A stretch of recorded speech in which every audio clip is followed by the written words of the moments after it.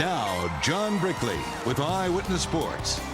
She was named the preseason player of the year, and UConn's Brianna Stewart is just piling up the awards this year for the Huskies. Sophomore named the AAC Player of the Week. Stewart put together a solid performance in her debut at Madison Square Garden, tying her career high with 29 points and 10 rebounds in the win over Cal. The sophomore leads the 12-0 Huskies in scoring at just over 19 per game as UConn heads into the Christmas break on an 18-game win streak. It was also announced that UConn and Notre Dame will renew its rivalry next year, agreeing to a home-and-home series.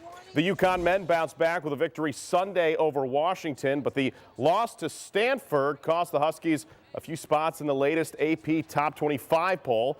Kevin Ollie's club dropped from 10th to 15th, now 10-1 on the season, as they will return to action on Saturday at home versus Eastern Washington.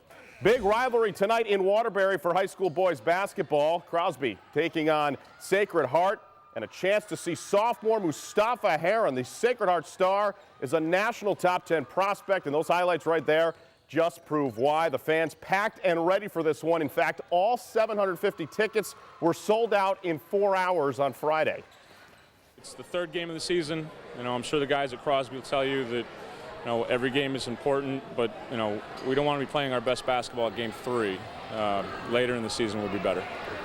Of all the division titles the Patriots have won in the Tom Brady, Bill Belichick era, this season has proved to be one of the toughest, a mountain of injuries to overcome, and yet New England was still able to win the AFC East again. Brady and the Patriots capped off the division title with an impressive 41-7 road victory Sunday over the Ravens, a game in which the Pats D was able to force 4 turnovers. 2 of them were returned for touchdowns, but yet for Brady, having that limited amount of offensive weapons to deal with, New England still able to clinch their 10th division title in the last 11 seasons. They're all special. It's hard to come by, and this team's really fought hard all year, so we've earned it. 11 wins in the NFL is not easy, and to win a division title is not easy. The competition's pretty stiff, and we faced some adversity. Other teams have faced adversity.